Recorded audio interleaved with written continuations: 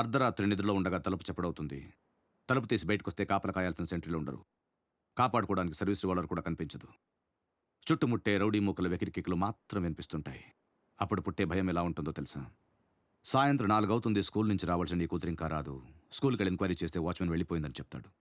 6 అవుతుంది, 7 అవుతుంది, 8 అవుతుంది, కూతురు ఆచూకీ తెలీదు. 10ంటికి ఫోన్ రింగ్ అవుతుంది. ఆ ఫోన్ తీస్తే ఏం వినాల్సి వస్తుందో అనే భయం ఎలా ఉంటుందో తెలుసా? రాథోడ్, భయం చాలా విలువైనది. దాన్ని తక్కువగా లోకుగా చూడకు.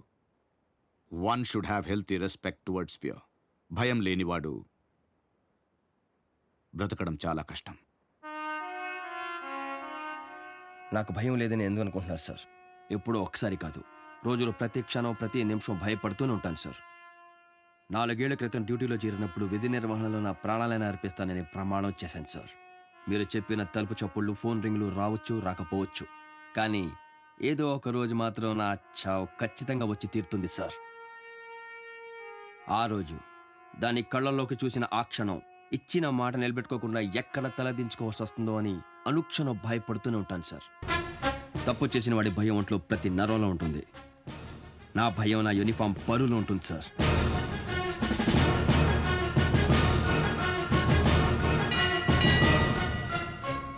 నా డ్యూటీ అయిపోయింది సార్.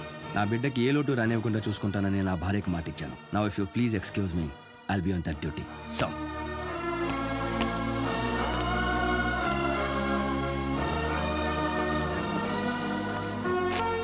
నాది ఒక్కటే కోరిక సార్. చావు నా ఎదురుగా ఉన్నప్పుడు నా కళ్ళలో బెరుకుండకూడదు. నా మూతి మీద చిరునవ్వు ఉండాలి, నా చెయ్యి నా మీసం మీద ఉండాలి సార్.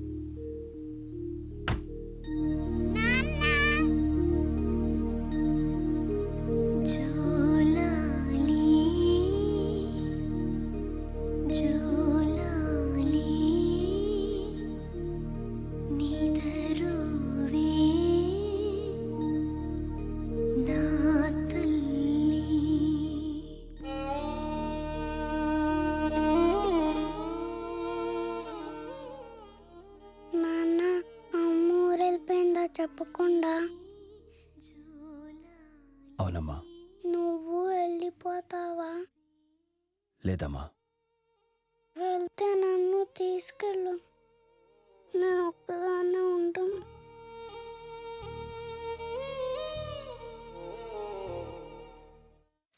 మున్నా అనే ఈ వ్యక్తి మతి చెలించి పిచ్చిలో తప్పుగా ప్రవర్తించాడే తప్ప ఉద్దేశపూర్వకంగా కాదని రుజువు కావడంతో అతన్ని నిర్దోషిగా విడుదల చేయడమైనది. సరైన ఆధారాలు లేకుండా కేసు మోపినందుకు పోలీసుల్ని మందలిస్తూ మున్నాని అతని ఇంటి దగ్గర క్షేమంగా చేర్చవలసిందిగా కోర్టు ఆదేశించడమైనది.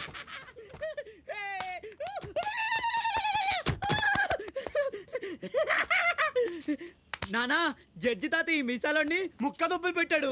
భయపడి వీడు నన్ను జీవులో తీసుకొచ్చాడు నానా. బాబూజీ కొడుకుని అరెస్ట్ చేశావు.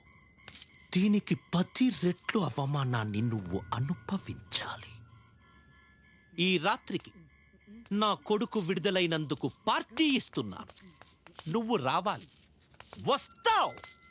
నీ మొగుడు హోమ్ మినిస్టర్ వస్తున్నాడు కాబట్టి సెక్యూరిటీ కోసమైనా వస్తావు.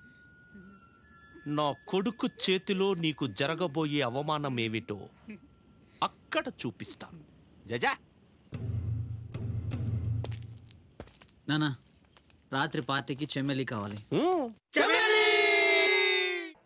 ఊపించారు, మినిస్టర్ గారు వస్తున్నారు, అందరూ వెళ్ళిపోండి. వస్తావా? క్యాష్ ఉందా? ఫ్రీ కాదా? అత్తు మోహన్ చూడు. आइए हो Babuji Babuji uncle uncle uncle uncle uncle uncle నేను వాళ్ళతో ఒక ఆట ఆడుకోవాలి అంకుల్. ఏమాట నేను వాళ్ళలో ఒకరిని తరుముతాను. నేను ముట్టుకుంటే వాడు బట్టలు ఇప్పియాలి. పిచ్చోడయ్యా పాపం ఏదో సరదా పడుతున్నాడు ఆడుకోనివ్వండి.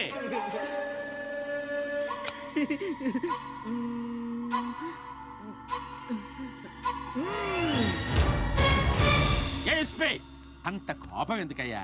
ఇప్పుడు పోలీసులంటే జనానికి ఫ్రెండ్స్ లాంటి వాళ్ళు. వాళ్ళతో ఆడాలి పాడాలి, అప్పుడే జనానికి మన మీద నమ్మకం పెరుగుద్ది. అది లోపల పెట్టేయ్ పెట్టేయ్.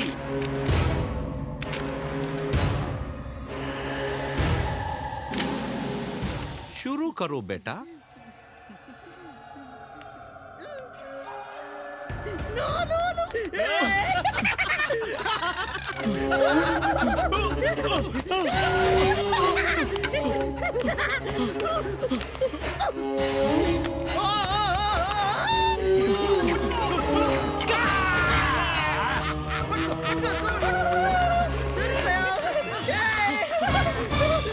బట్టలిప్పు బట్టలిప్పు బట్టలిప్పు బట్టలిప్పు.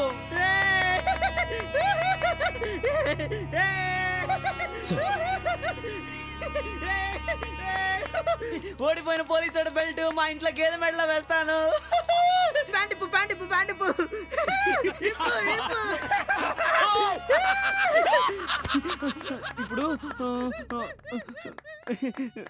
మీసాలోడు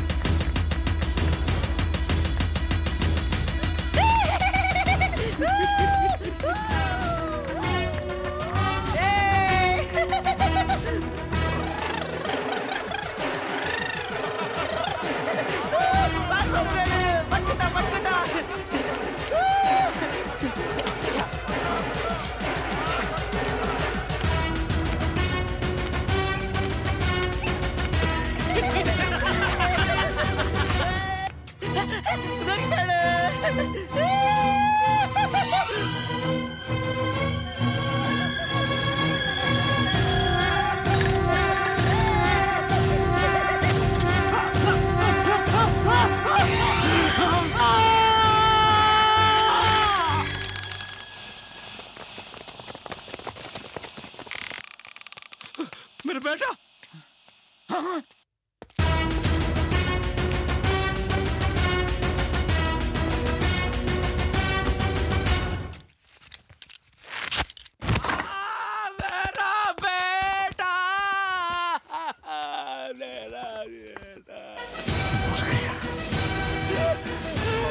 ఇన్స్పెక్టర్ సార్, పిచ్చి ముదిరి మేడ మీద నుంచి దూకి ఆత్మహత్య చేసుకున్నాడని ఎఫ్ఐఆర్ రాసుకో. సాక్ష్యంగా హోమ్ మినిస్టర్ సంతకం తీసుకో. సరిపోకపోతే వాడి బాబు సంతకం కూడా తీసుకో. Yes sir. చూసావుగా, పోలీసోడే కాదు, ఒంటి మీద యూనిఫామ్ కూడా డ్యూటీ చేస్తుంది.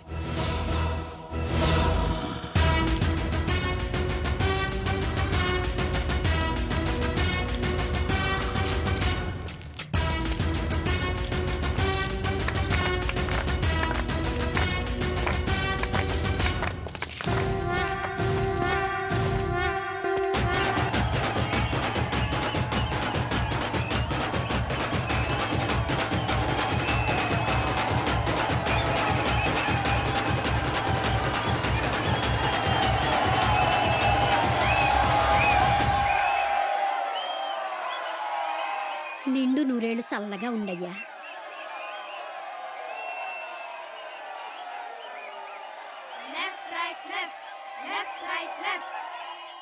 హలో సార్, నా పేరు ప్రకాష్ మెహ్రా, జర్నలిస్ట్ని.